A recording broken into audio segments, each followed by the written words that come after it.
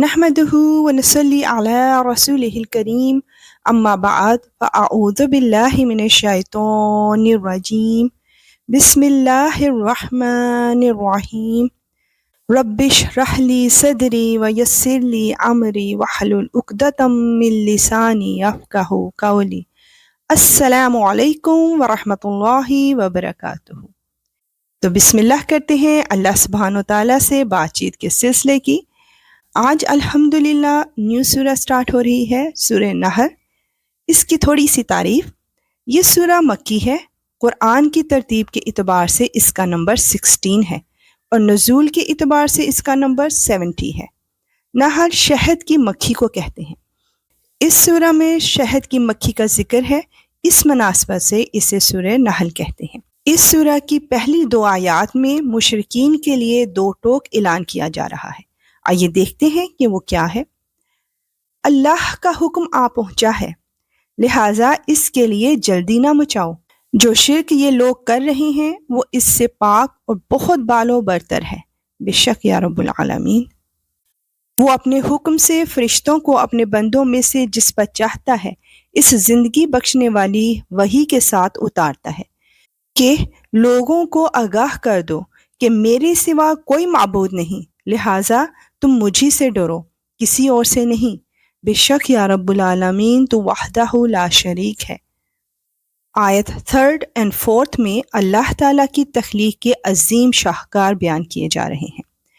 اس نے آسمان اور زمین کو برحق مقصد سے پیدا کیا ہے۔ جو شرک یہ لوگ کرتے ہیں وہ اس سے بہت بالا و برتر ہے۔ اس نے انسان کو نطفے سے پیدا کیا، پھر دیکھتے ہی دیکھتے وہ کھلم کھلا جھگڑے پر آمادہ ہو گیا۔ استغفر اللہ۔ آیت 5-9 میں باور کروایا جا رہا ہے کہ چوپائے اللہ تعالیٰ کی کتنی بڑی نعمت ہے، اور چوپائے اسی نے پیدا کیے جن میں تمہارے لیے سردی سے بچاؤ کا سامان ہے، اور اس کے علاوہ بہت سے فائدے ہیں، اور انہی میں سے تم کھاتے بھی ہو۔ اور جب تم انہیں شام کے وقت گھر واپس لاتے ہو اور جب انہیں صبح کو چرانے لے جاتے ہو تو ان میں تمہارے لیے ایک خوشنما منظر بھی ہے، اور یہ تمہارے بوجھ لاد کر ایسے شہر تک لے جاتے ہیں جہاں تم جان جوکھوں میں ڈالے بغیر نہیں پہنچ سکتے تھے۔ حقیقت یہ ہے کہ تمہارا پروردگار بہت شفیق، بڑا مہربان ہے، بے شک یا رب العالمین۔ اور گھوڑے، خچر اور گدھے اسی نے پیدا کیے ہیں تاکہ تم ان پر سواری کرو اور وہ زینت کا سامان بنے، اور وہ بہت سی ایسی چیزیں پیدا کرتا ہے جن کا تمہیں علم بھی نہیں ہے۔ اللہ اکبر۔ اور سیدھا راستہ دکھانے کی ذمہ داری اللہ نے لی ہے، اور بہت سے راستے ٹیڑھے ہیں، اور اگر وہ چاہتا تو تم سب کو سیدھے راستے پر پہنچا بھی دیتا۔ سبحان اللہ۔ یا اللہ ہم تیری ہر نعمت کا شکر ادا کرتے ہیں۔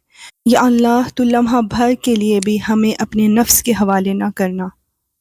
آیت 10 اور 11 میں اب اللہ سبحانہ و تعالیٰ پانی کی برکات بیان کر رہا ہے۔ وہی ہے جس نے آسمان سے پانی برسایا جس سے تمہیں پینے کی چیزیں حاصل ہوتی ہیں، اور اسی سے وہ درخت اگتے ہیں جس میں تم مویشیوں کو چراتے ہو۔ اسی سے اللہ تمہارے لیے کھیتیاں، زیتون، کھجور کے درخت، انگور اور ہر قسم کے پھل اگاتا ہے۔ حقیقت یہ ہے کہ ان سب باتوں میں ان لوگوں کے لیے بڑی نشانی ہے جو سوچتے سمجھتے ہوں۔ سبحان اللہ۔ 12 آیت میں اللہ سبحانہ و تعالیٰ اپنی مزید نعمتوں کا ذکر فرما رہا ہے۔ اور اس نے دن اور رات کو اور سورج اور چاند کو تمہاری خدمت پر لگا رکھا ہے، اور ستارے بھی اس کے حکم سے کام پر لگے ہوئے ہیں۔ یقیناً ان باتوں میں ان لوگوں کے لیے بڑی نشانیاں ہیں جو عقل سے کام لیں۔ اللہ اکبر۔ اللہ تیرا شکر ہے۔ 13 آیت میں کائنات میں بکھرے رنگوں کا ذکر کیا جا رہا ہے۔ اسی طرح وہ سارے رنگ برنگ کی چیزیں جو اس نے تمہاری خاطر زمین میں پھیلا رکھی ہیں وہ بھی اس کے حکم سے کام پر لگی ہوئی ہیں۔ بے شک ان سب میں ان لوگوں کے لیے نشانی ہے جو سبق حاصل کریں۔ آیت 14 میں انسانوں کے لیے سمندر کی برکات کا ذکر کیا جا رہا ہے، اور وہی ہے جس نے سمندر کو کام پر لگایا تاکہ تم اس سے تازہ گوشت کھاؤ، اور اس سے وہ زیورات نکالو جو تم پہنتے ہو، اور تم دیکھتے ہو کہ اس میں کشتیاں پانی کو چیرتی ہوئی چلتی ہیں تاکہ تم اللہ کا فضل تلاش کرو اور تاکہ شکر گزار بنو۔ یا اللہ ہم تیری ہر نعمت کا شکر ادا کرتے ہیں۔ یا رب العالمین تو ہمیں ان لوگوں میں شامل فرما لے جن کے شکر اور توبہ کو تو قبول فرماتا ہے۔ انشاءاللہ ملیں گے نیکسٹ آیات کے ساتھ۔ اب اجازت، وآخر دعوانا ان الحمد للہ رب العالمین۔ سبحانک اللہم وبحمدک، اشہد ان لا الہ الا انت، استغفرک واتوب الیک۔ السلام علیکم ورحمۃ اللہ۔